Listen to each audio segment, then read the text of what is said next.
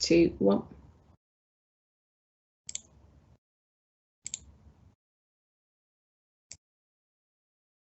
Good morning, everybody. Thanks for joining us on what is now our 10th webinar, Protecting Your Digital Assets. My name is Justin Sherwood. I'm the Managing Director of Seriun, and I'm joined with Richard Lee, our Tech Director. And behind the scenes is Jordan and Laura.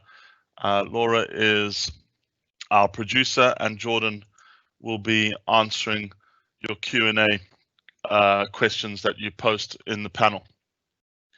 If you notice on the right hand side of the screen, there's a kind of 2 speech bubbles with a question mark in it. If you just click on that, that will open up the Q&A panel. Please type your name in. It'll just allow us to respond to you personally if more detail is required.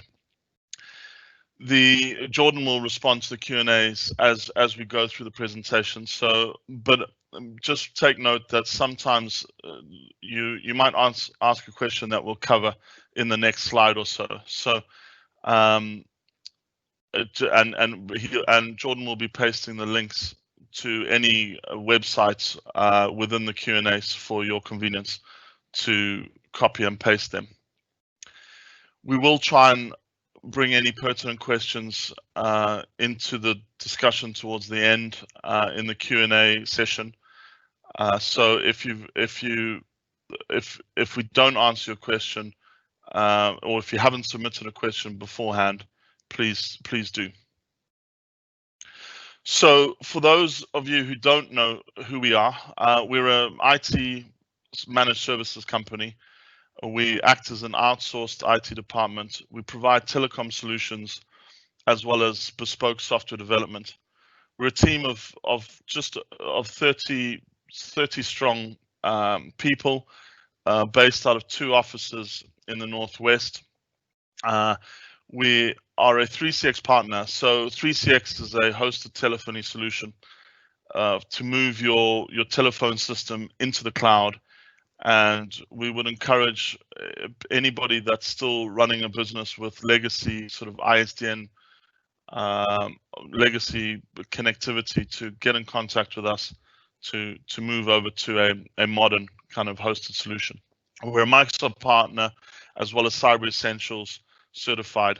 And we'll talk more about Cyber Essentials and ISO 27001 a little bit later in the presentation. So we run a kind of a service improvement, a continuous service improvement strategy. We've implemented in January of this year, we implemented a product that we developed in-house from the ground up called Empower, and that's IN for incentivization and power for empowerment. So empower.me is the website. And it's an employee engagement strategy. So we built it around our business, around our team. We asked the question, how do we further engage our team to become productive and efficient within our day-to-day business? And we implemented that, and it's been received really well. And we'll talk more about that towards the end of the presentation, and because I think we're going to do a session on that in weeks to come. Every Friday, the service improvement team sits down and we look at how our service delivery can improve, what changes we need to make, what do we need to continue doing that is good for our customer base, and what do we need to start doing that will provide a better service for our customers. We're on a sort of a strategic move to implement what we call an XLA.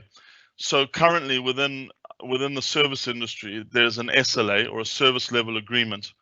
And that's traditional from an IT perspective, and the focus is to kind of a traffic light system, but it's more of a technical focus. So for example, is your email services green lighted, or is there an amber issue with your databases, and so on and so forth. And we're hoping to move towards more of an XLA. So what that means is a shift from recognizing when a service is down to more of an understanding of how the user behind the computer within your organization is experiencing the technology. So, for example, a user might be having a poor experience because Outlook is running slow, or it's crashing, or whatever it might be. We are going to implement a series of strategies and platforms to try and understand that experience and adjust it accordingly. And we can benchmark across the organization and improve your end user experience within the organization. So with that, we will. I'm going to hand over to Richard, who will start giving us a brief intro into why we're here today and what we are trying to achieve. Okay, so transformation to a digital workplace. It's really to put digital first. The only reason in a modern workplace to use paper is if you're legally bound to, for example, like a wet signature on a lease or something like that. Generally, there'll be always a solution to digitize a process, whether it's a tablet for a signature with an engineer, Adobe Sign for contract approval, or SharePoint libraries to store data. Obviously, at the moment, it's even more pertinent because it's impossible to share a piece of paper while you're working remotely. Everybody's working from home, working from different offices, and the tools that the 365 suite offer you are fantastic for collaboration. So, for example, this presentation, Justin and Laura and me worked on it last night, all from our own homes, exiting the same document, making changes at the same time, using a video in Teams, and collaborating. So the idea of also transforming digitally is to streamline workflow. So let's take an example of a structural engineer writing a survey report. Normally, non-digitally, would go out, take a piece of paper and a camera. He'd make some notes, he'd take some pictures, and then a customer would complete his job sheet and sign it. The challenge then is that those pictures, the report, and the job sheet, he might post it to the customer. He'll then send the pictures back to the office. He might give the job sheet back in when he comes back to the office. And then the bill would only be generated a couple of weeks later. Obviously, that's kind of a poor process. In the digital world, just using 365 and no other tools, he could complete his report in a SharePoint form on a tablet. He could take pictures with the tablet and get the customer to sign electronically. So then that whole process is complete. The customer would then have his report right there and then via email. The back office would be alerted to invoice it straight away, and maybe with even some workflow, you could emulate the back office altogether and it could be automatic. Going further, once you've got that document, if it was paper-based, you'd have to find it in a filing cabinet. It may be there, it may not be there. The digital world, it's just online. He goes to the customer record and finds it. To also manage our data, we need to understand where it is. So, for example, does the small business owner know where his customer list is? Is it in multiple systems? If a salesperson left, could he be 100% sure that data doesn't work out the door with him? So with controls and management in place, using the tools in the modern workplace, it's possible to understand who has access to what data and record interactions with that data, and understand who saw it last, who deleted it, who moved it, who updated it. Also, it's important to secure your data for brand integrity. So everyone's heard about data breaches. Reputationally, that's kind of a major thing. For example, take Travelex. They were in the mainstream news recently. Customers demanding compensation. They'd lost revenue while they were offline. And it was all because they didn't secure their data and somebody else was able to disrupt their operations. The loss in faith in the brand was clearly a major challenge to their business. Obviously, we aren't all on the scale of Travelex, but reputationally, even a small business can suffer if customer data is lost.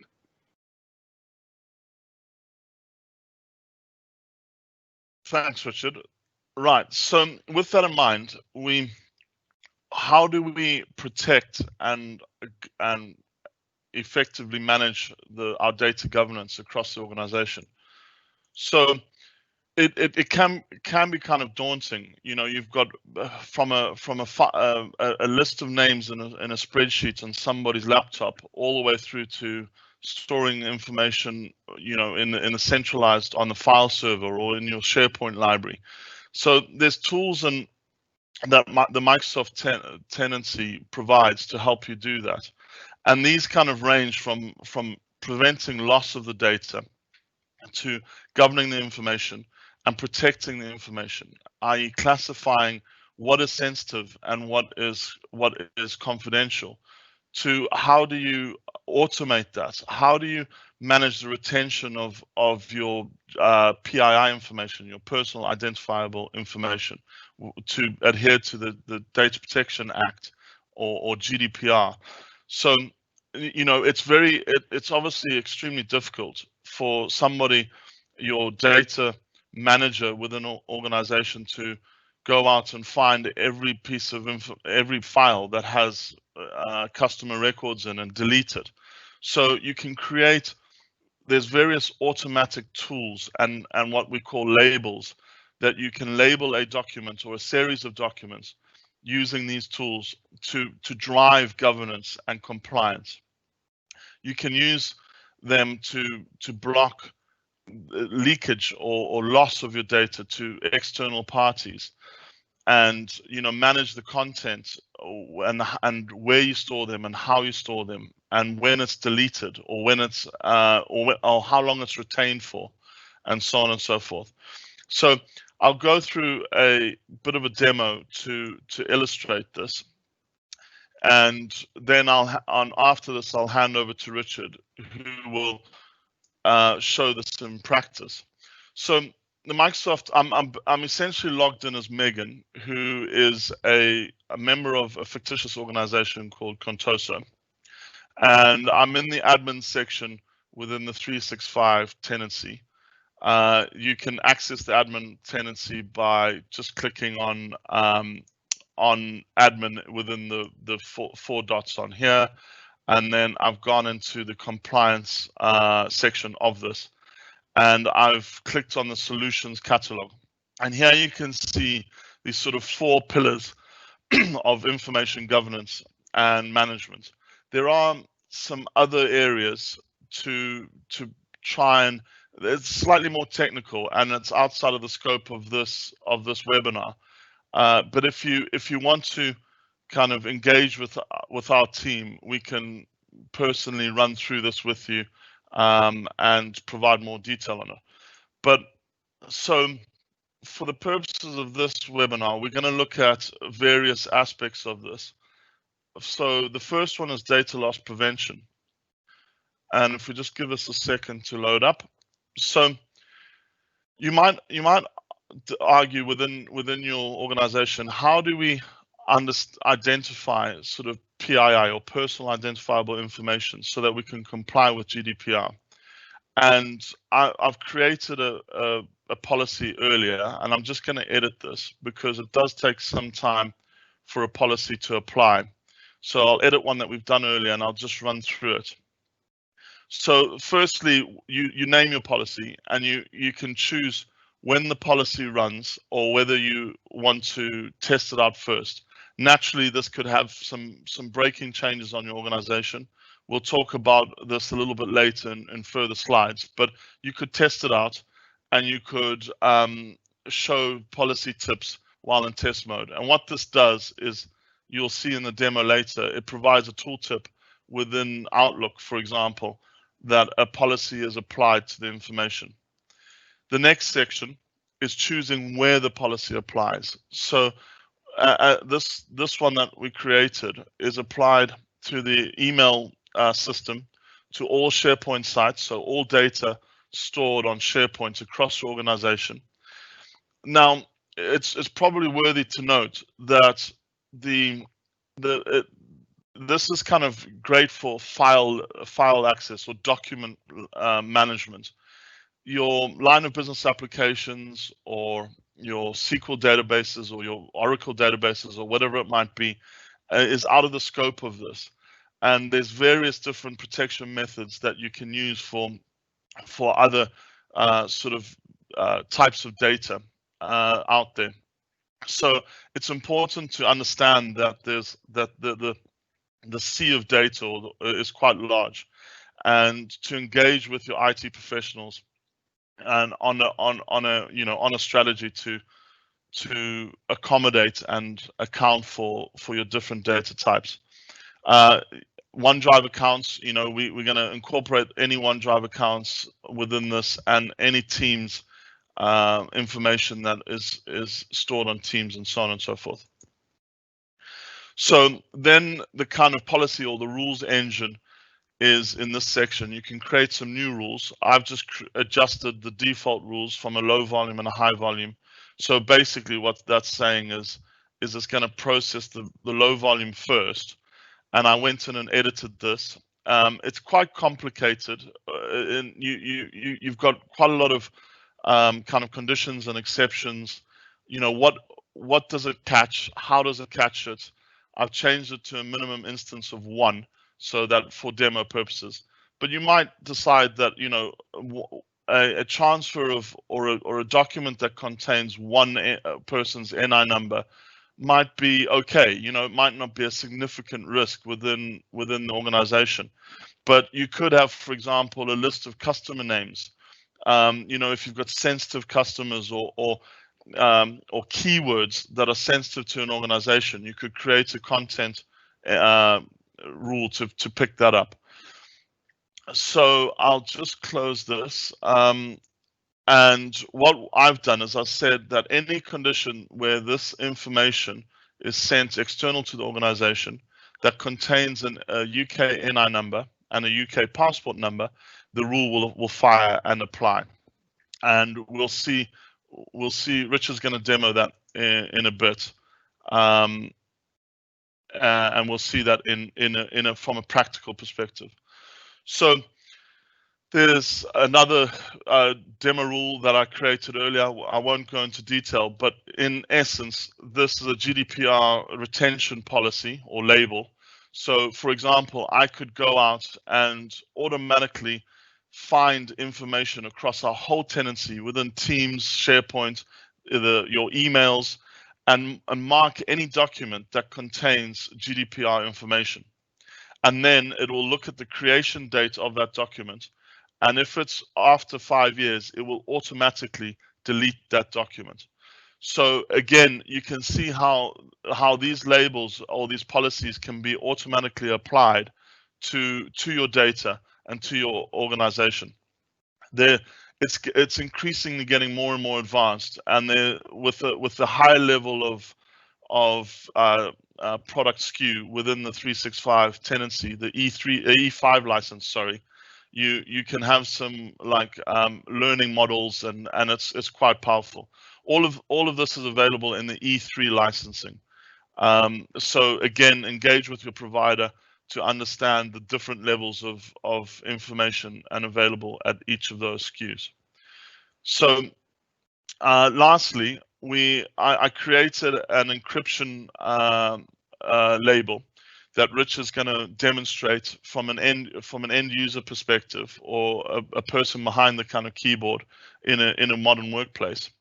And this is effectively allowing the label, an encryption label, to be published, and when this is applied, it will then encrypt the documents, and it will mark the documents as confidential. So with that, I'll hand over to Richard, and he will demonstrate this in a practical example.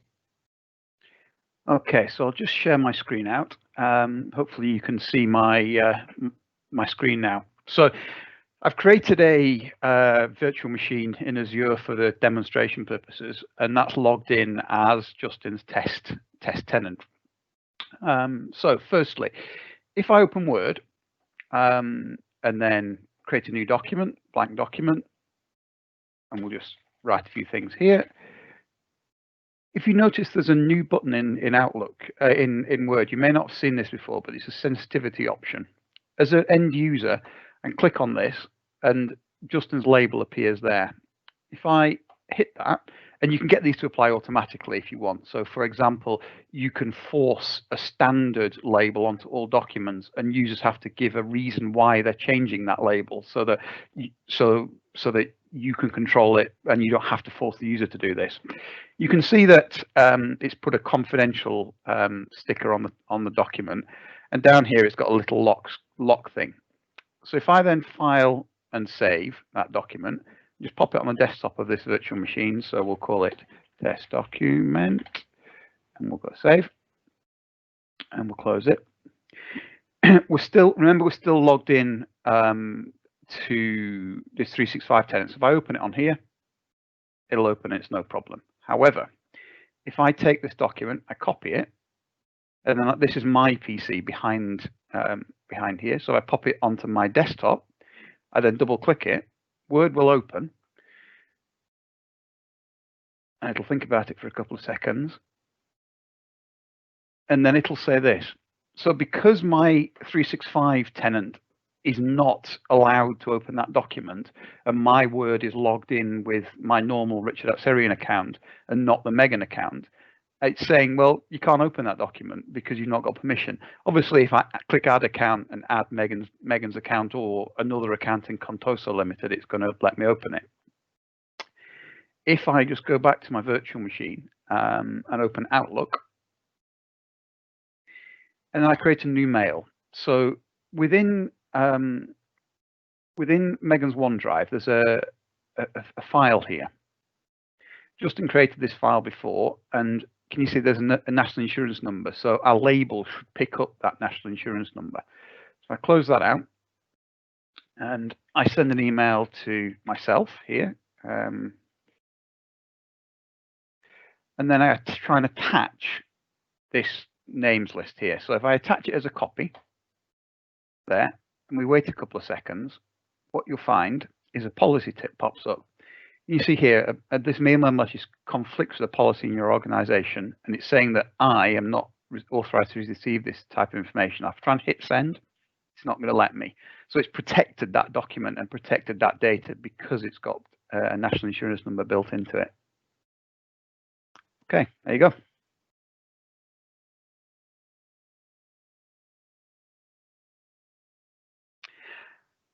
So we'll have also a real world example. A customer of ours came to us. They're in the financial services business, and they have a spreadsheet. It's a CSV that gets automatically generated from their line of business application, and it gets emailed into the business and shared around with multiple users. That data is very sensitive to their business. It's got a lot of personal identifiable information in it, and it's also got some key sales figures, which would be a problem if they were released out of the business. So we created a data loss prevention policy to find that and auto label it. We extended it out to their on-premise file servers, so there's a little agent on their file servers. Also within SharePoint, Teams, Outlook, etc., it applies the same label, so that if that document tries to be sent out of the business, it's not possible. It won't let them, and it just protects their asset really. And again, as we discussed before, it protects their reputation.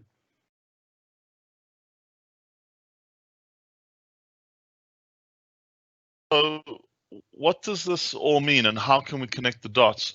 So for example, we've illustrated how we mentioned right at the beginning of the webinar that there's various standards and certifications within the UK. I know we've got some attendees that are external to the UK from the US and other places. So it's important that the ISO standards are international, but there's various other things that are localized to the UK. However, most countries have their own sort of policies and bodies and so on and so forth. So how the key thing here is to kind of take away the fact that you need to treat, or you need to kind of protect your digital assets just like you would protect any other asset within the business, whether it's capital equipment or whatever it might be. And the Data Protection Act kind of tries to encourage or it's a mandate that it's to treat your data, or certainly other people's data, as if it was a critical asset to them and it's their asset. But just in the same way, you might want to protect your production data or sensitive information within your business. So we would recommend starting and becoming Cyber Essentials certified as a minimum. But then once you've achieved that, which the Cyber Essentials kind of helps with your cybersecurity, your perimeter of your organization, and the kind of technical aspects of such as password complexities and firewall rules and so on and so forth. But the ISO standard kind of tries to take it one step further and look at your digital assets from a policy and a procedural standpoint, or a framework to enable you as an organization to move towards compliance and information governance within your business. So as some of you may have a DPO or a data protection officer within your organization. Some of you might be required to do that given your size. Some of you may not, but elect to have a person that deals with the data on a day-to-day basis as a sort of non-mandatory post or role. So these sort of things are there to provide guidance and a framework to work towards. And everything that we've just shown you in the 365 tenant is there to assist your role and to help approach this from the C-suite perspective, from the top down, and it's there's obviously other benefits where it can differentiate you amongst the marketplace. So the next slide has some links to the ICO and to the Cyber Essentials links. I don't know, the ISO standards, there's various different bodies, measuring bodies, I think they're called, that can help implement them. We've chosen QMS. There's some good and bad ones. So it's generally your sort of choice who you go with on that. But here are some links to the Cyber Essentials and the ICO for more kind of information on governance and how to deal with PII and so on. So with all of that in mind, we're going to sort of take a bit of a change of gear and try and look at this from a practical sense. So and that's shadow IT. Now, what is shadow IT? It's essentially the use of any software service or software or piece of software or hardware, even maybe it's an IoT device or anything like that, or a mobile device that is not controlled by your IT department, or whether it's outsourced or insourced, or your IT manager has no knowledge of that. And this encompasses anything. So your data can be stored. Your private commercial data can be stored in the cloud, in a public cloud, in a private cloud. Often there's a fear or an uncertainty to move data to like a cloud service such as Azure, Microsoft Azure, for example, because of this fear that the data will be breached and so on and so forth. However, the Azure data center, because of its economy of scale, has to be secure, and it is, and secure. It's secure by design. So, and the reason why this is a major concern today is the rapid adoption of services, cloud-based services. So, a user, for example, might or an employee within an organization might feel that, or they might not know or understand that there's tools available like OneDrive, for example, and they could go and go sort of behind or shadow the IT resources and install Dropbox and start to share information, because they're trying to collaborate with other people within the business, or maybe even external customers or partners, or in the modern workplace when we're all working remotely, your legacy IT infrastructure, your file server and your map drive might not be there because you might be working from a home machine. So somebody within the organization might say, okay, well, I'll share this via Dropbox so that you can access this file. And there becomes that's the sort of breach of the IT policy and procedure, and it's kind of like a loss of your data, because it's outside of the organization's kind of domain and control. And you then, whatever that person does with that data is kind of is up to them, and you cannot, you as your organization cannot control that. So that kind of leads us on to where do we start? How do we approach this? What sort of, and it's a strategic sort of a business decision with your technical resources to come together and to form a strategy to tackle this, and to try and reduce the use of shadow IT, to manage and secure your digital assets through the reduction and mitigation of these risks. So the first place to start is to understand what's happening from an operational level within your organization. And the 365 toolset can help with that. There's discovery methods. You can discover where your data is, how it's leaving your organization. You can audit it. And from that audited report, and we can help with this as well, or your incumbent IT provider can help with this as well.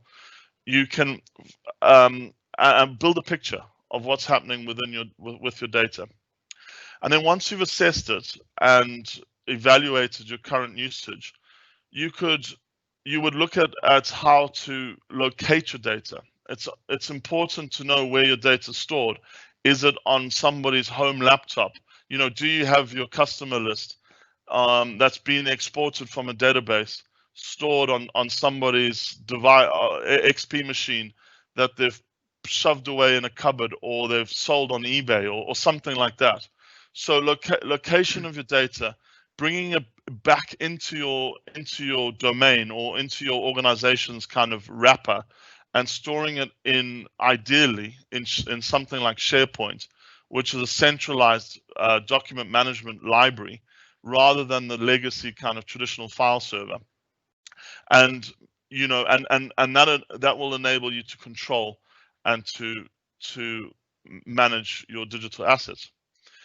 So you also want to look at more of the cybersecurity standpoint. Assess your firewall configuration. This is where Cyber Essentials kind of comes in, and identify where you need to change. You know, a firewall is not only to stop people coming from the outside into your organization. It can also restrict access from people internal accessing outside resources.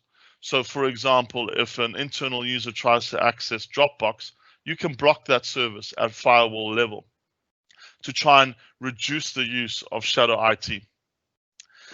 Point number 5, removing local admin access, is extremely critical and it's probably the best place to start.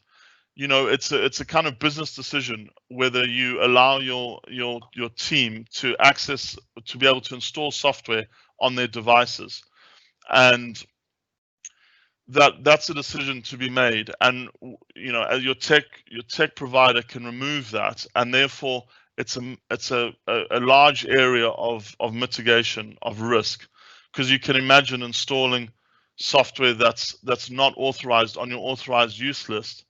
It can open up a whole avenue of risk. For example, you might install sort of software that's been hacked, and that can open up your organization to a data breach. And then lastly, you want to understand how in a modern workplace, we collaborate probably more so than not. And you want to understand who are you collaborating with, and how, and whether that's a supplier or a customer, or your employees working from home, or from a bring your own device, and so on and so forth. And not necessarily restricting that, but just understanding, once you've got your data centralized and managed, you're turning it on its head, and you're not kind of clamoring to try and understand whether you have a breach, or where your data is, and so on and so forth. So with that, I'll hand over to Richard to respond to some of the questions that we've received prior to the webinar. Okay, so one of the first questions was how to wean the users off all these other kind of random bits of software and cloud services that they're using. So initially, I suppose it's a management process to go through and assess what users are using, what they're using it for, and if there's something as part of your tool set in 365 that you can map it onto. Generally, there's going to be, in all those examples, there is a replacement for them. You then set a policy. So you put a policy together that says this is where we'll store our data, and distribute it to the users. Once you've got that policy and the understanding in place, then it's about enforcement. Firstly, use it yourself. So if a staff announcement's got to be made, stick it on a Teams channel. And then people will naturally gravitate towards it. If somebody sends a message in some other form, maybe tries to WhatsApp, you say, look, this should be on Teams. Secondly, and one of the easiest ways, is to stop paying for it. So a lot of these services cost some money to the business, and it'll probably be on somebody's credit card somewhere. So give people, a month's grace to move all their data out of whatever the other service is, and then just stop paying for it. Finally, you can then start to use a stick. So you can enforce data loss prevention. So as I showed in my my demo, you can put the data so it can't be opened by any of these other services. You can then start to, on your firewalls, block them. So if somebody tries to access Zoom rather than using a Teams meeting, it just won't let them internally. And we've done that for a couple of our customers who actually have this problem, because they were finding that some of their employees were just sticking Zoom on their corporate credit card and going wild with it. And it just doesn't make sense when you've got 365 and Teams that you've already paid for. Next slide, just. So how to identify it for running in a company? Well, Justin's really been through quite a bit of that, but initially just ask the users, engage with them, and generate a report. Once you've got that report, then you can start to back up that information with firewall logs. So you can investigate what users are using. You can look at the kind of key ones, so things like Trello, things like Dropbox, that sort of thing. And once you've got that information, then you can target individuals. So on the firewall, you can run a report and say, well, Steve in accounts has been using Dropbox. Go and have a word with him, find out why. Maybe he's using it to engage with his third-party accountant, in which case you may want to say, well, use Dropbox, but use OneDrive or something other solution that's part of the managed process. But yeah, it's engaging with the users, really. So next one, just. Next question was, as a media company, we find it quicker to edit on SSDs.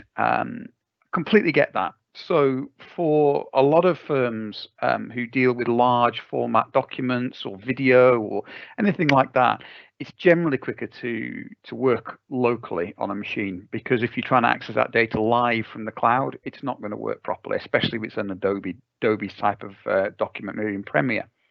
So it's fine, still edit locally. However, 365 offers you a large tool set to be able to synchronize those documents and back them up to the cloud. So whether it's a OneDrive with synchronization out to Azure, or alternatively, just a SharePoint library that you sync part of it down to your machine, you can still work on those documents locally, but they're automatically synced up to the cloud. And it's safe. The documents are stored in a safe location, as Justin mentioned. Azure is a safe by design solution. And you can secure that with multi-factor authentication and strong passwords.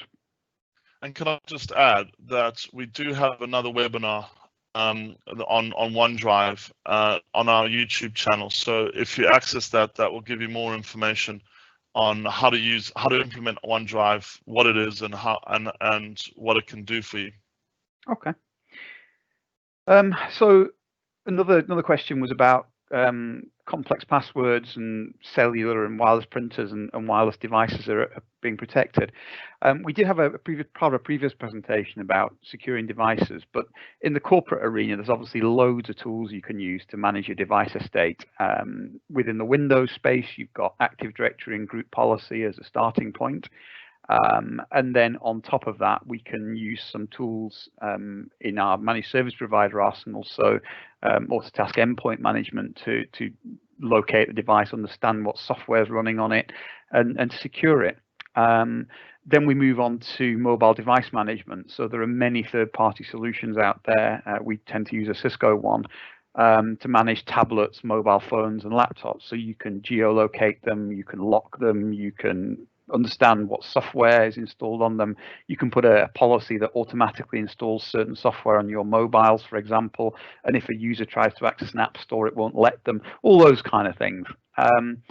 So it's not one size fits all, but with a reasonable IT partner, it's possible to manage all those devices in a number of systems.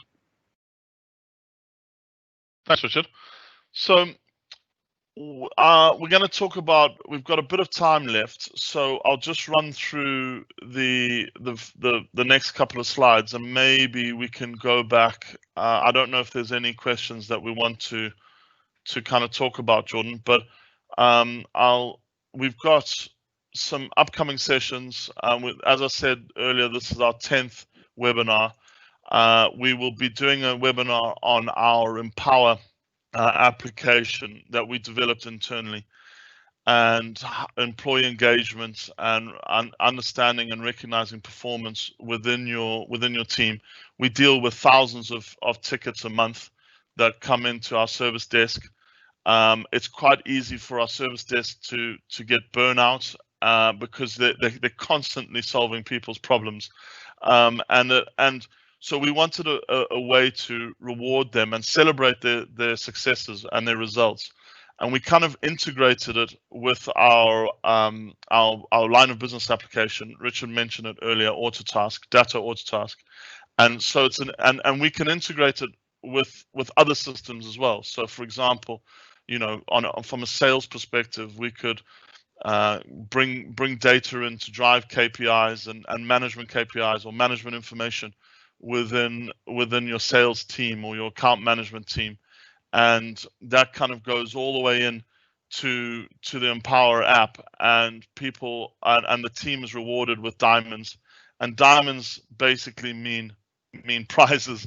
You could spend diamonds on our internal on the Empower shopping sort of e-shop.